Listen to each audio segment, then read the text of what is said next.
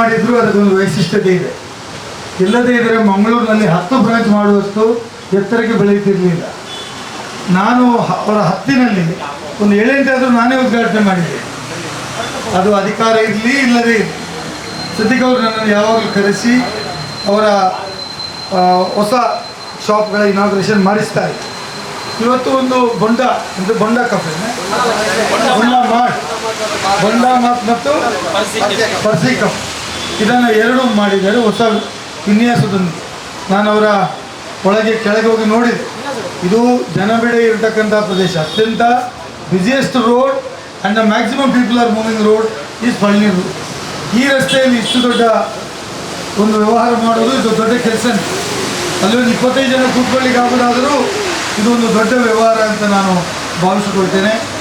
ಯಾರಾದರೂ ಶ್ರಮಪಟ್ಟು ತಮ್ಮ ದುಡಿಮೆ ಮಾಡಿದರು, ಅದರಲ್ಲಿ ತಮ್ಮ ಸಮಯ ಕೊಟ್ಟು ಅದರಲ್ಲಿ ಆಗತಕ್ಕಂಥ ತೊಂದರೆಗಳನ್ನು ನಿವಾರಿಸಿ ಜನರಿಗೆ ಯಾವುದು ಬೆಸ್ಟ್ ಕೊಡಬೇಕು, ಬೆಸ್ಟ್ ಪ್ರಾಡಕ್ಟ್, ಬೆಸ್ಟ್ ಫುಡ್ ಏನು ಕೊಡಬೇಕು ಅದನ್ನು ಕೊಡಲಿಕ್ಕೆ ಪ್ರಯತ್ನ ಮಾಡಿದರೆ ಒಬ್ಬ ವ್ಯಕ್ತಿ ಎಷ್ಟು ಎತ್ತರಕ್ಕೂ ಬೆಳೆಯಬಹುದು ಅಂತ ಹೇಳೋದಕ್ಕೆ Siddique is the best example. ಇಲ್ಲಿದ್ರೆ ಅದು ಸುಲಭದ ಮಾತಲ್ಲ. ಒಬ್ಬ ವ್ಯಕ್ತಿ ಗ್ರಾಹಕರನ್ನು ನಿರ್ಲಕ್ಷ್ಯ ಮಾಡಿದ್ರು, ಒಬ್ಬ ವ್ಯಕ್ತಿ ಎಷ್ಟೇ ಒಳ್ಳೆಯ ಫುಡ್ಡನ್ನು ಅಥವಾ ನಿಮ್ಮ ಐಟಮ್ಸನ್ನು ತಯಾರು ಮಾಡಿದರೂ ಅದು ಸರಿಯಾದ ರೀತಿಯಲ್ಲಿ ನಿರ್ವಹಣೆ ಮಾಡದೇ ಜನ ಅದಕ್ಕೆ ಮೆಚ್ಚೋದಿಲ್ಲ, ಜನ ಅಲ್ಲಿ ಬರೋದು. ಆದರೆ ಇವತ್ತು ಸಿದ್ದಿಕ್ ಅವರು ಒಂದು ಒಳ್ಳೆಯ ಇದನ್ನು ಪ್ರಾರಂಭ ಮಾಡಿದ್ದಾರೆ. MFCಯ ಎಲ್ಲ ಶಾಖೆಗಳು ಅವರು ಇವತ್ತು ಕಫೆಯನ್ನು ಮಾಡಿದ್ದಾರೆ. ಆ ಕಫೆಯ ಎಲ್ಲ ವ್ಯವಹಾರಗಳು ಚೆನ್ನಾಗಿ ನಡೆಯಲಿ ಮತ್ತು ಇದರ ಮೂಲಕ ಇನ್ನೂ ಎತ್ತರಕ್ಕೆ ಬೆಳೆಯಲಿ ಮತ್ತು ಮಂಗಳೂರಿನ ಮನೆ ಮಾತಾಗಿ ಮೂಡಿ ಬರಲಿ. ಮಂಗಳೂರಿನಲ್ಲಿ ಜನರಿಗೆ ಒಳ್ಳೆಯದು ಅಂತ ಕಂಡ್ರೆ ಎಷ್ಟು ದೂರದಿಂದ ಬರ್ತಾರೆ.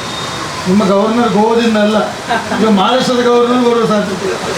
ಹಾಗಾಗಿ ನೀವು ಯಾವ ರೀತಿ ಗ್ರಾಹಕರನ್ನು ನಡೆಸ್ಕೊಂಡು ಹೋಗ್ತೀರಿ, ನಿಮ್ಮಲ್ಲಿ ಬಂದಂಥ ಜನರಿಗೆ ಹಾಸ್ಪಿಟಾಲಿಟಿ ಯಾವ ರೀತಿಯಲ್ಲಿ ಮಾಡ್ತೀರಿ, ಅದರ ಮೇಲೆ ನಿಮ್ಮ ಭವಿಷ್ಯ ಇದೆ.